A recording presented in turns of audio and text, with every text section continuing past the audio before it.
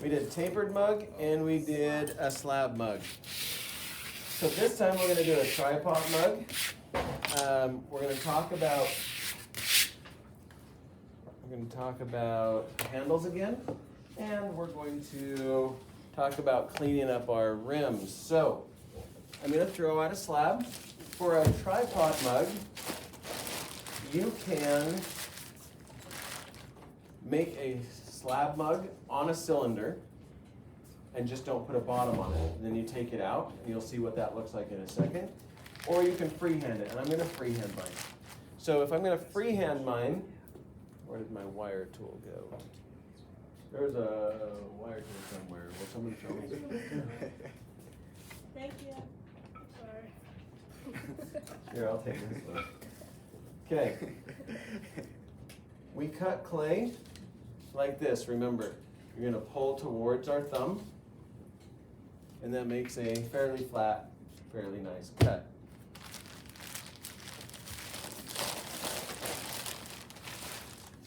Put that away.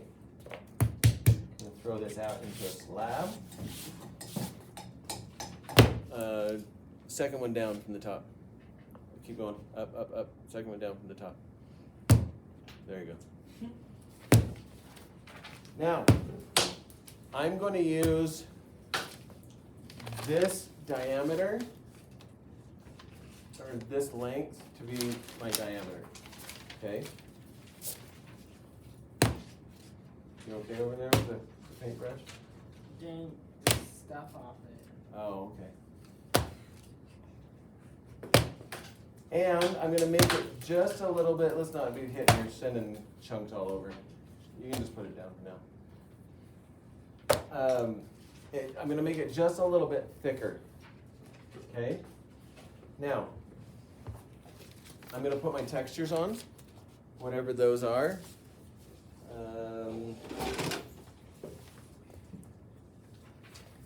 That's the texture for the day.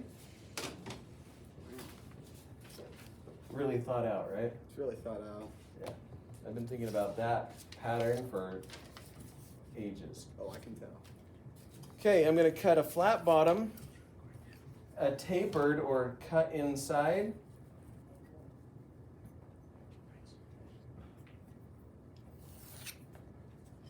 because I'm using the paper, I'm going to do a cut outside. If I want it to be skinnier or wider, I could just extend that line. So cut this in, cut this out.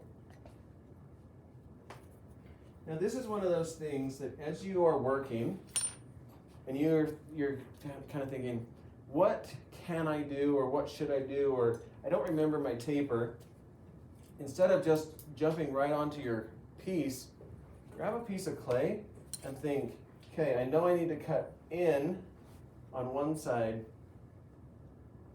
Do I cut out?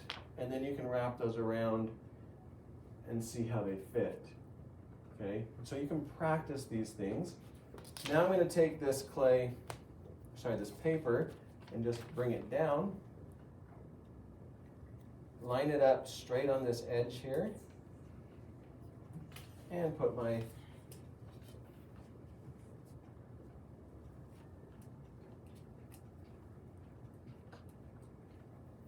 stick that on top there and cut that. I'm going to wedge this up into, well, actually I need a piece about that size as a slab. I'm going to wedge this up. We're going to turn this into a handle. Now, I'm going to set that aside for about 5 minutes while I talk about handles again, because it's free form. I want it to dry or stiffen up just a little bit. Okay, I don't want it to be really floppy. If you're using the cylinder, you can certainly do it wet, because it has some support on the inside. So put that there. Now, remember I said on this one it's a little bit thicker than it should be. So the inside, hopefully you can, I don't even know where that's at right there.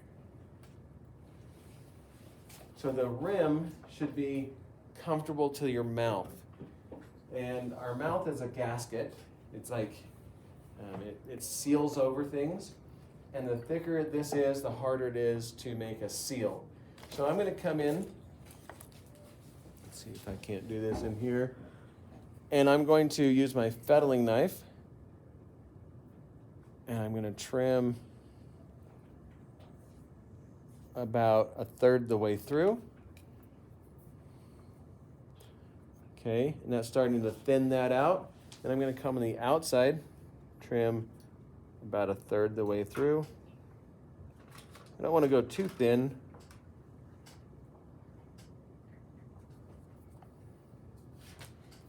But that's going to thin that out, which will make a whole lot easier drinking.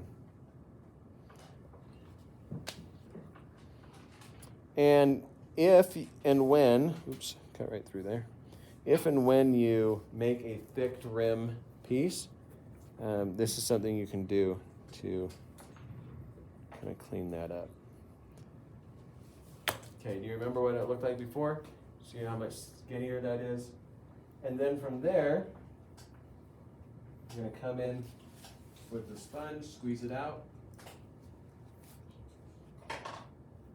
and compress that rim. Also rounds it off if it got square. So the three things, you have the criteria for your mugs, and that's 2 mugs with handles, 2 types of textures, one on one, one on the other, both on both. You get to choose which mug to make. You can make 1 of one, 1 of another, 2 of one. So you could make like 2 identical mugs. You can make 2 completely different mugs. You can choose those. You need to have the textures. But the 3 things that I'm going to be looking for, well, there's 4 things that are main. 1, that your rim is smooth. Okay, no chunky rims. You drink out of a mug and it's sharp or chunky, you're going to have a hard time. 2, that your handle is smooth. If it's sharp, if it has sharp points and you grab it, you're not going to want to use that handle. 3, that the bottom is smooth and cleaned up. Because if that goes onto your table and scratches it, guess where this mug goes? In the garbage. Now, you could sand it down if you wanted to. So how we fix some of those things when they're bone dry is you're going to come in with a sponge and smooth it up. Now, as you work on this project and you're finishing up and you know what the requirements are, you know what I'm looking for, and you come up to me and say, what can I do to change this or fix this or make this better? And I'll be like, oh, your bottom needs to be cleaned up a little bit, or your handle, this area is sharp, or your rim, something like that. Please do what I ask. I'll be looking for those same things when I grade it. And if you turn it in and your handle's just really chunky, that's going to be like minus 10 points. Now, let me tell you what else is minus 10 points. Not signing your work. Okay?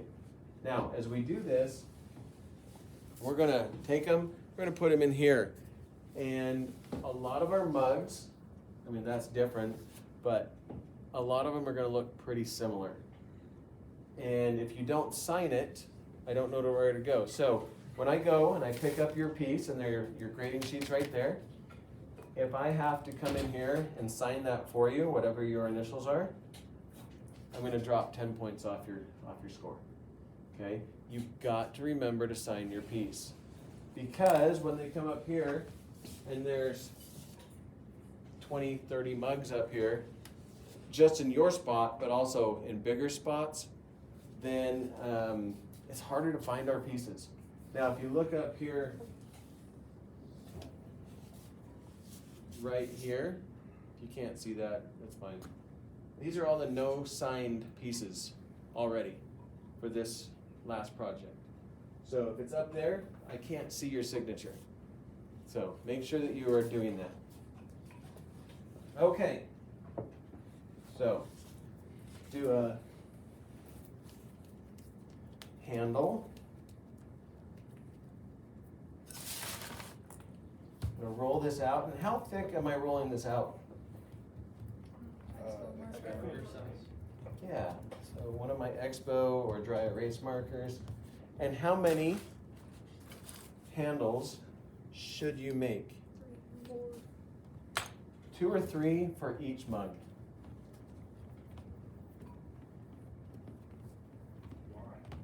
Why? Repetition is key, but the biggest reason is, as beginners, the path of least resistance is your favorite. And so this happens. I make a handle, it squishes, I only made one, whatever, it's a handle. Okay, and all of a sudden we have something that's mediocre on there. Kind of real there for a second. But if you make 2 or 3 and you mess up on one, you can come back to the other. That's why. Also, the more you make of something, the better it's going to be. So I'm going to roll these out. Is there a specific handle you want to see again or at all? Do a new one. We haven't seen. A new one? I don't remember which ones I've shown you. Do a braided. Yeah, do a braid. Anyone know how to braid? Yes. Okay, I will roll these out. You can come grab this clay and braid it. I'm almost done, so come on up. Okay, did you have Dennis? Yeah, you can do it right here. You had your hand up? Did you have a special, you want 3? Yeah, I do. I know there's a special 4 braid. I can't do that. Okay. Sweet. Another one. Which one? Make the one like the one that's on the cylindrical one, I think.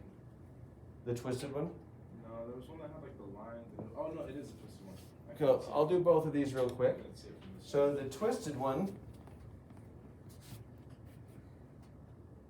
you're going to grab a sponge and you're going to pull it into a triangle. You can also turn it into a square. It just needs to have corners. You can make it with textures. I usually don't. And then you just take it and you twist it. And you can twist one way if you want to twist the other another way. It's kind of fun there. And then we're going to throw this down. And then we're going to bend that into a handle shape. It's a pretty quick thing. That's why making handles isn't that big of a deal, to me at least. I just do it. Now, I'm gonna do this one real quick. Segmented. A segmented handle? Yeah, it kind of segments like a worm. Oh yeah. Yeah, I always think of it as like a robot arm. So maybe that's not what it is, but. And then we're going to do the mug, and then we'll go from there. Okay, I only have 1 lag screw, so if you want to bring your own, great. I used to have more. Awesome. That was much better than yesterday's. I didn't do yesterday's though. So I'm just going to push this on. I'm going to rotate it away. It I was didn't. Billy who did it. And then I'm going to roll it towards me. So we got that nice little segment, and then you just slowly bend that there. And again, you can flatten this if you want, all that great stuff. So on this braided handle, right here, it's really weak. And so I'm gonna come in here, I'm gonna throw it down, and then I'm gonna shape it. But you need to make sure that you let like a braided handle sit for about 25 minutes. It's gotta get almost leather hard. If you put this on right now, let's pretend this is it, it's gonna flop, okay? So you've got to add some dryness to it. So it has a flat side now. I'm gonna come in here and shape that, like so, and then set that aside. Some people have like little bars that they hang their handles on. we don't. I just set them over here. And they'll fit, yeah. What if you didn't want to connect both ends at the handles? You just kind of want like a little stick, like. That kind of a thing, I want you to draw it up, and then we can talk about yes or no's on why that functions or doesn't function properly. The answer is probably yes, that you can do that, but I may have some, but you should do this to help it or something. Okay, we're back to making this. Yep, because then I have to do a wheel demo real quick.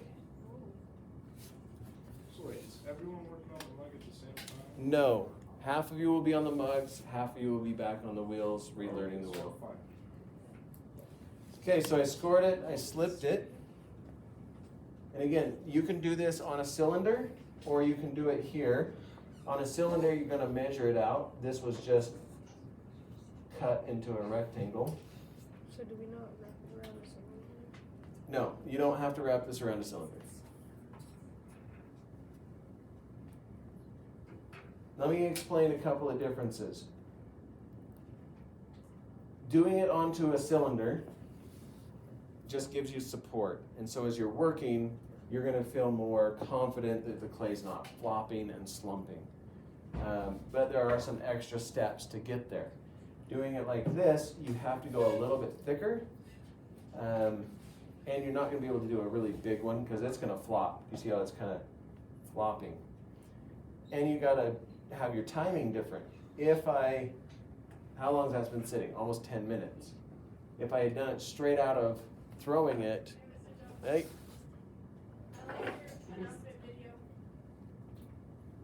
Anyway, what was I saying? So, if you wait, it'll flop, and you've got to be careful with that. So, or if you don't wait, I'm gonna clean up the inside. I think they wanted fruit snacks, but I don't have any. I need to go get some more. You know what's bad when people come in and like request different types of fruit snacks? Like, have we never had fruit snacks in this class? No. Oh, okay, I'll go get some and you'll be the first class to get them. Yes. Will you write that on the They board? gotta be a certain kind. Yeah, just write that. Fruit snacks, B3. Yes. You Well- got the tic-tac-toe. No, the Scooby Doo. Well, I usually buy the smiles from Walmart because they're cheap. Those are good. Yeah, but where are your best Those ones? work, yeah. Where do you bring it? Well, okay, so I've done that. Now I'm going to create the tri-foot mug. Okay, so I need to pick 3 spots, and I can push on the seam, or I don't have to push on the seam. I usually like to push on the seam. So I'm going to create a little mark, and then guess, and guess, and that looks about even there. And then from here, I'm going to take my serrated rib, and I'm going to score on that inside rim, and then come up just a little bit. Still want to be able to see my marks. Right up there. And I'm going to start to push on those marks in, like this. Do you slip it? So I don't slip it until I get further in, just because I don't want to be dealing with slip. So when I start getting these, okay, and you see how that's starting to form? Okay, the deeper you push these indents, the flatter your piece. If you make it just barely there, it's going to make that pretty steep. Okay, as you're folding it, you can kind of mess with that. All right, there, I'm going to come in, add my slip. So I scored the inside seam, so as it comes in, instead of being straight, scored that off, because right now, those edges are going to touch. Kind of like a bevel. Yeah. But I'm not as worried about it because I'm going to do something else to this. So I get those squeezed together, and I'm not going to clean that up yet. What I am going to do, come over here with my slab. I'm going to set it on there. that shows me where my feet are. And I'm going to cut a little fidget spinner.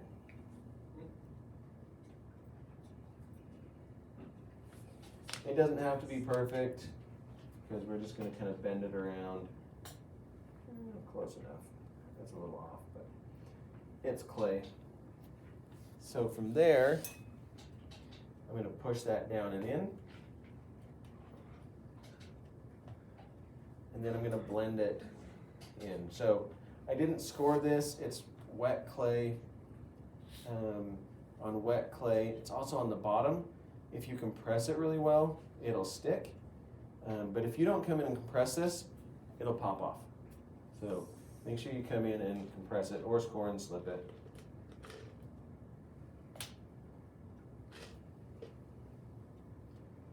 Okay, does that, how to make that part make sense? So you make the triangles, you push them together, there's already scored, you add some slip, get them together really well, add that so you have that nice bottom on them. I didn't always do that, they didn't always look that good. I made a bunch of these mugs last year for Christmas. Actually, I made a bunch to donate to some nurses. And this family's like, hey, we want to donate. While I'm talking, on the inside, there's some little, I call them canals, little dips. I'm going to drop coils in there. Real skinny coils, so I can kind of fill those in. So anyway, so this family's like, hey, we're donating some stuff, who'd like to donate? And I'm like, oh, I got a bunch of mugs. I'd love to donate. We put some hot chocolate and hot cider and stuff in them and donated to nurses because they were all overworked last year. I mean, teachers weren't, but just kidding. You need some love, Mr. Jones. No. You sure? I can bring you some cider and hot chocolate. No. Well, you could. You sure? Yeah, if you want to, do it. But I only like Red Barn cider. On this From I got your request. Anyways, and then the same family is like, hey, we want to do mugs as a family like this. I'm like, okay. And my wife was talking to their wife, and so I made them 6 mugs, and they're like, how much? And I told my wife 15. Oh, she paid $60. Yeah, so we get a Venmo for $15. I'm all, huh? I'm like, You said that in your demo video, I remember. yeah.